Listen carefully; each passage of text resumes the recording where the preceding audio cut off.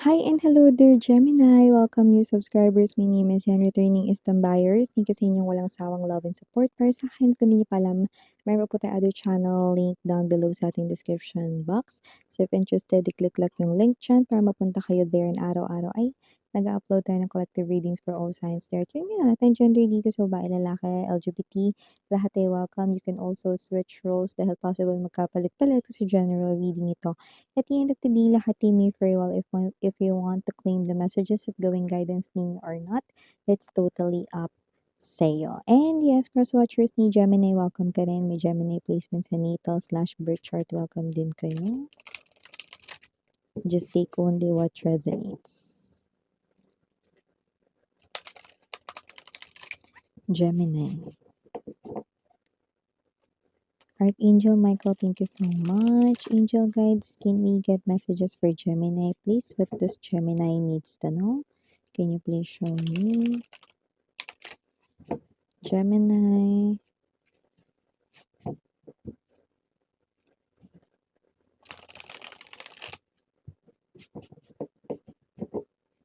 Okay, so let's go ahead and check these energies for ya guys. Ilatag na muna natin para meron ditong energy ng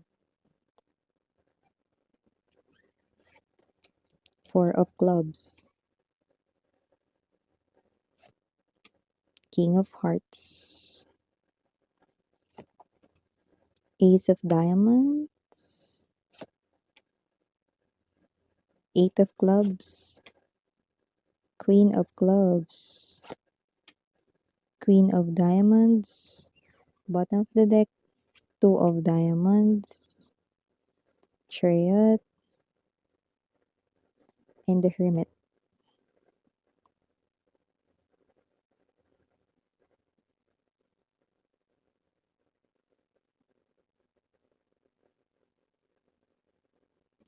It looks like someone here, possible na minamahal ka niya sa malayo. Puwedeng literal na nasa malayo siya or nagkaroon rito ng gap sa inyong emotions and feelings.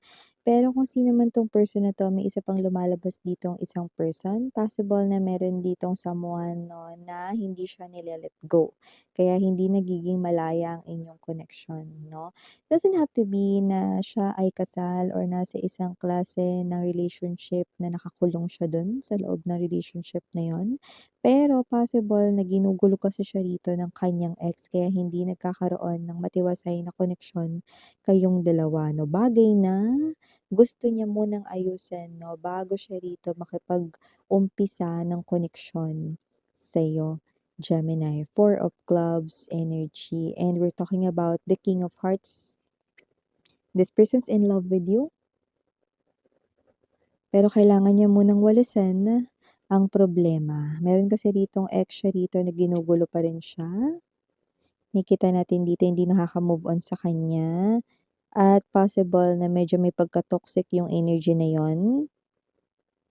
Punong-puno ng drama yung tao na yun, yung nakikita natin dito. Pero walang duda na ang gusto ritong simulan ng koneksyon ng person na 'to ay walang iba kundi ikaw, 'no? Pero hindi rin natin malalayo rito ang mensahe na yung iba sa inyo puwedeng ex niyo na ito, 'no? At nakikita ko rito na itong person na 'to ay gustong magbalik loob sa'yo. Gano'n pa man, nakikita ko rito na gusto niya munang ayusin ang gusot with the third party bago siya rito bumalik sa'yo. Okay. Meron din ditong energy na may chance kang yumaman. Gemini, Ace of Diamonds, na dahil nakikita ko rito yung energy ng papalapit na opportunity pagdating rito sa kaperahan sa'yo. Meron ritong tao na maaaring maging mensahero with the Chariot card right in here na magandang balita na yan. Pero maaaring with the Two of Diamonds energy, mag-hesitate ka dyan kasi you might think that it's too risky or you might think na parang bagay kaya ako dyan or whatever, may ganong klase ng energy, no? So, kung ano man yan, go grab it! Gemini 'no? Pero yun nga, mukhang may chance dito na baka mag-back out ka diyan 'no, kasi nakikita ko rito na parang hindi risky na illegal yan, or hindi risky na manggogoyo ng tao diyan, hindi 'yun, Ibig sabihin nun meron kang kailangang i-sacrifice 'no, parang yung energy ay, yang sacrifice na 'yan ang kapalit naman niyan 'no ay ang mas malaking pera, sahod, mas malaki rito 'no na tsansa na mas mabilis mo ritong masagawa ang mga plano mong may kinalaman sa pera. Yun nakikita natin dito.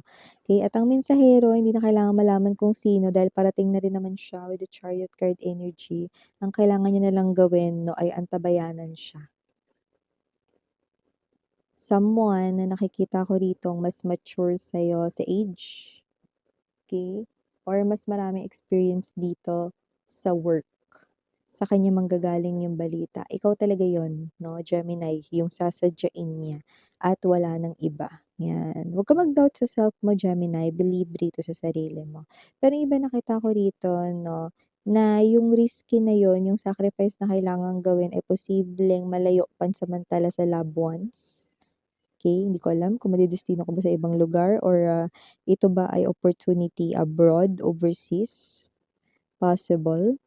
So maliban diyan, Gemini, nakakuha rin tayo ng energy rito, sweetheart 'no, na mukhang meron dito na message, 'yan oh. Pero ito ay napi-pick up ko na possible na ito ay matanggap mo gamit ang social media or online na mga platforms 'no, or puwede rin naman na advanced technology like cellphone, text message, phone call. Ano man itong mensahe na 'to, nakikita ko dito na isa itong klase ng imbitasyon galing sa friend or parang galing rito 'no, sa person na puwedeng dati mong ka-work na friend mo rin, mga gano'n 'no. Basta I do pick up na kilala mo ito at parang tinuturing mong friend 'no. So i-invite ka niya rito 'no, puwedeng birthday occasion 'no or baka naman kasal niya or whatsoever 'no. Punta ka with the Four of Clubs energy. Dahil nakikita natin dito 'no, na 'yan ay posibleng magbukas 'no, ng opportunity sa'yo, more opportunity sa'yo rito 'no, para sa'yo ritong growth ng well-being at nakikita ko rin na may mga mami-meet kang mga tao diyan 'no, na kakailanganin mo yung tulong nila sa hinaharap. So, 'di ba? Otte 'no, how was it 'no? So, attend ka na diyan or punta ka diyan, Gemini. So, maliban diyan may energy rin dito na posibleng magdalawang isip ka, ano ang bibilhin mo. Possible na meron kang dalawang pagpilian na bilhin dito na bagay, Gemini 'no. Hindi ko naman nakikita na yun ay kailangan ura-urada or whatever 'no. Pero parang may energy rito na may time period na kunwari ganito, yung discount hanggang gan'to lang. Na date or whatsoever 'no. So, parang gano'n. Pero yung bagay na yun hindi naman sa kailangang-kailangan mo siyang gamitin na, pero parang ang energy mo dun ang hinahabol mo yung discount 'no, nakuha mo mahal, parang gano'n. So, whatever the case may be, I do see 'no, na okey lang kahit na malampasan mo 'yan, yang discount na 'yan kasi meron akong nakikita ritong may parating pa mas magandang discount, you know.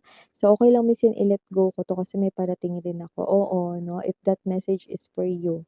Kasi nakikita ko rito parang hindi talaga as in bukal pa sa loob mo na bilhin 'yan, kaso kasi parang nate-tempt ka dahil dun sa discount. Oo nga medyo malaki pero may mas malaki pang discount parating, 'di ba?